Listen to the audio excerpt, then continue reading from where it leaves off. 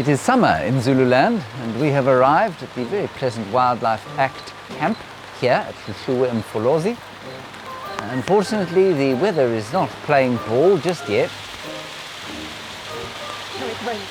We can go inside now.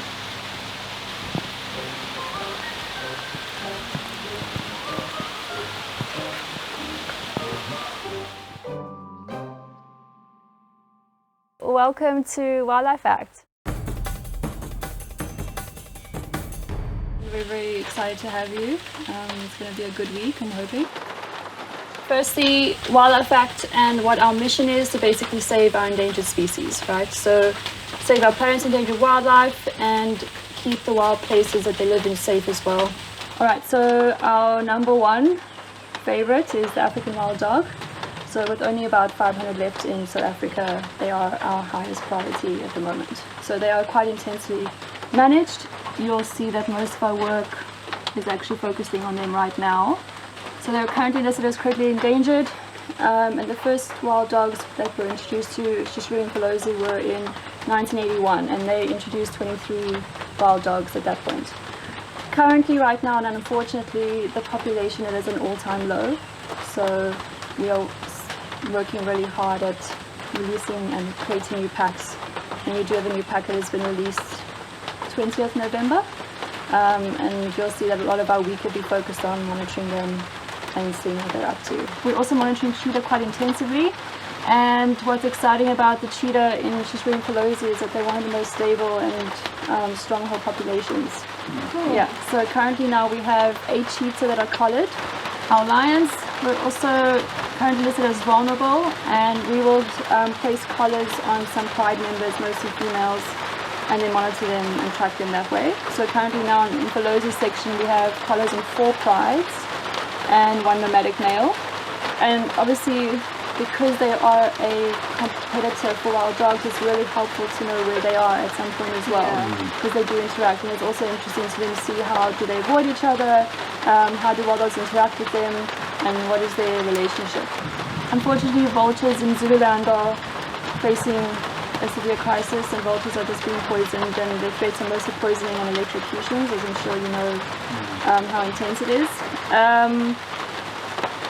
So there are 2 basic breeding regions within Zululand, and there's a northern cluster, and then there's the Hluhluwe-iMfolozi cluster, which is where we are now. Only way to basically save a species is to understand them, and the only way we can understand them is by observing them consistently and keeping it up. Understanding how they interact with each other, their environment, what threats do they face,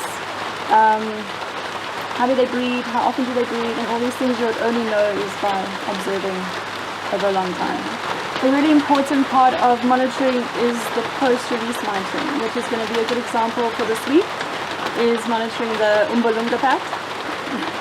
That's such a cool name.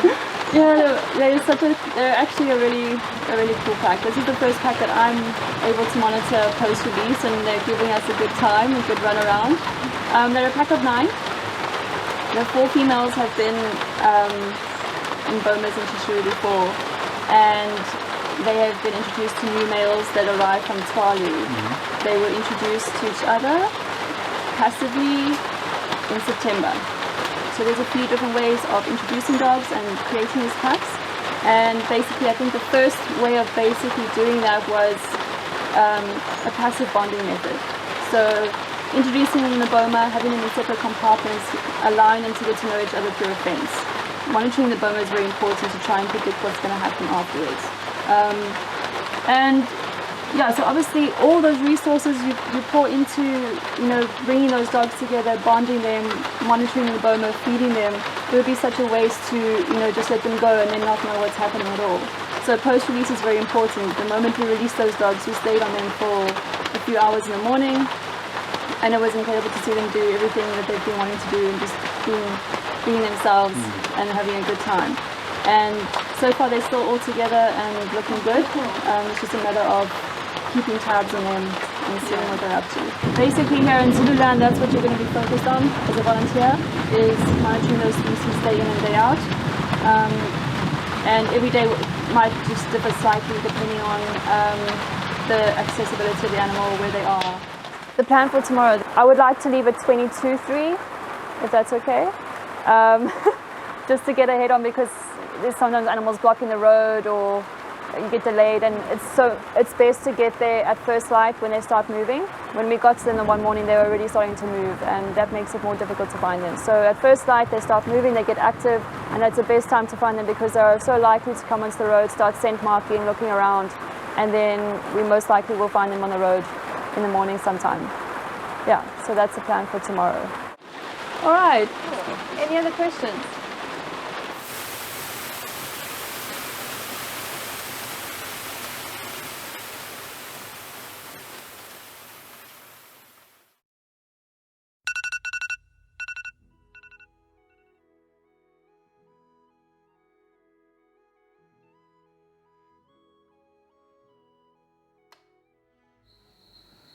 Here I find myself in the kitchen of the Wildlife Act camp at 2:30 in the morning. Yes, that's 2:30 in the morning. This is not because I've been having an enormous party during the course of the evening. It is because I have already been to sleep, and I've had all the sleep that I'm going to have during the course of the evening. Now I'm going to make coffee that you could probably use to tar one of the gravel roads of Zululand. To put that in my belly and hope that it makes me feel cheerful and happy until the light comes. We're about to go and look for some wild dogs.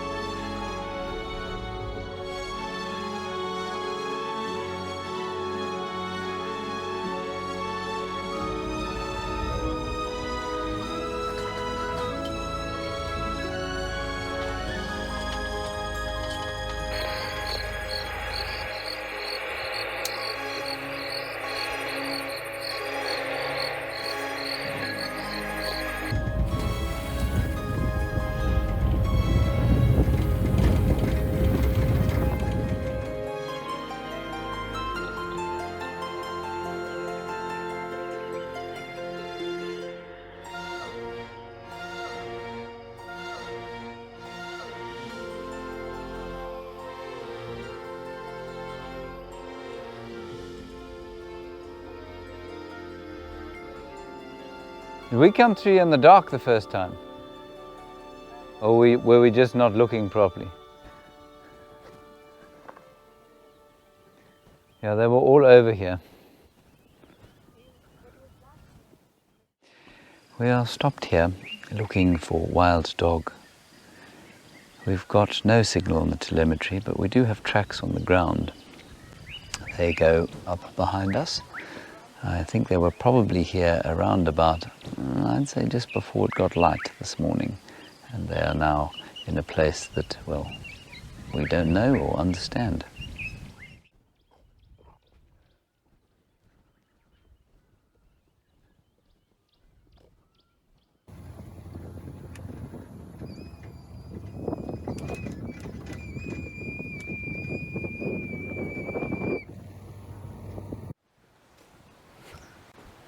The thunder is rolling over the magnificent hills of northern Zululand. It's very hot, and we're going to take a walk through the camp where you would stay if you were a volunteer with Wildlife Act. It's about 786 degrees in the shade. I am pitting hard, but this is summer in northern Zululand. It's very beautiful. Now, first, our salubrious accommodations. Please come in. Very comfortable for any volunteer coming to stay here. Mosquito nets, which are necessary in any part of South Africa, really. That's where your neighbour might stay. This is the communal area over here, where you might sit and talk to your fellow volunteers. Yes, I did like the cheetah this morning. I thought it was magnificent. You liked the wild dogs? Yes, well, they were great too. Excellent. Most importantly, perhaps, you should look through the important information here on this board. These are the animals that are monitored. The wild dogs, the cheetahs and the lions. They're the main focus here at Hluhluwe-iMfolozi. Emergency information, and this particular section of the board, which I quite like, the house rules. Rule number 0, you need to keep chucking sharkers. That's this. Is that what that is? Yes. How did you know that? I'm from Durban. Apparently this is Natal speak. Otherwise, that's the board. Here is the kitchen, in which gourmet meals are prepared. As you can see, a gourmet meal is being prepared currently by our monitor and prefect, Jamie.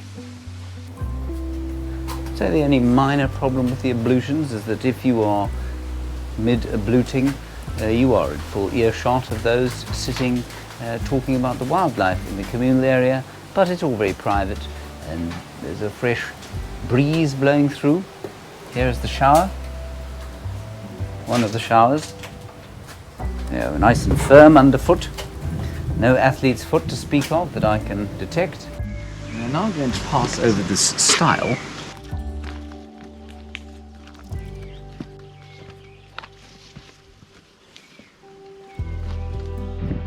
That is gorgeous. This is an arrangement of the collars that are put on the animals that are monitored here on a daily basis, predator collars. So they'll go on cheetah or wild dog or lions. I don't think any of these are lion collars. They're most likely cheetah or wild dog. Do you want me to wear one? Yes. And you'll be able to find me anytime you want. Very nice. With the telemetry. Probably don't need that in our house though, do we?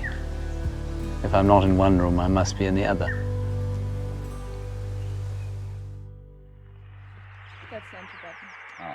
So you can fill the channel number that you want and then press enter. So it's now it's up. Now you look with the sound. So I can push, what number am I looking 2 for? and enter. 2. Yes. That's pretty simple.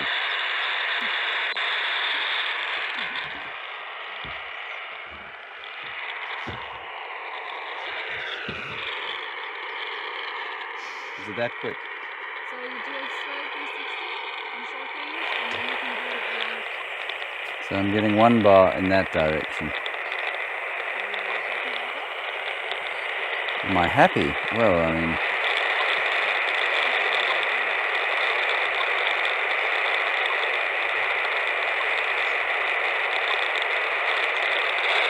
Yeah, that seems to be the place.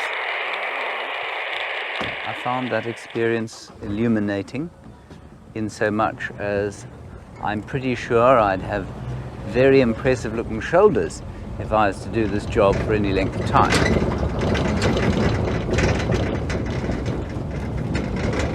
Here, Kirsten learns to use the telemetry. She has not found a single beep. She's constantly getting a good strong signal from a cheetah called CF23. But I've seen a kudu 9 o'clock? and an impala. 9 o'clock. 9 to 10, kind of. Kudu and an impala. None of them shouting. Okay. Let's look over the top slightly here. more to the front now. Okay. So maybe she moves and maybe we...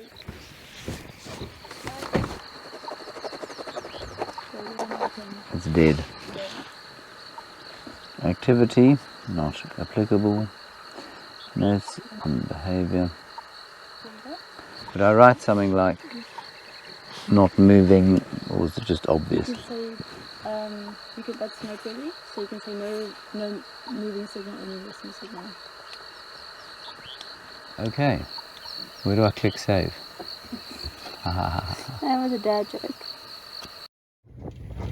We were able to pinpoint the locations of the cheetah and the wild dogs, but alas, they were too far off-road for us to see.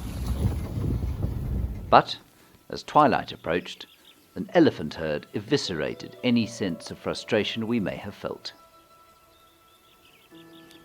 Wildlife Act monitors and researches elephants in various areas. In 1930, there were as many as 10 million elephants in Africa. Now, due to relentless human expansion and the poaching for ivory, the world's largest land mammal is in rapid decline.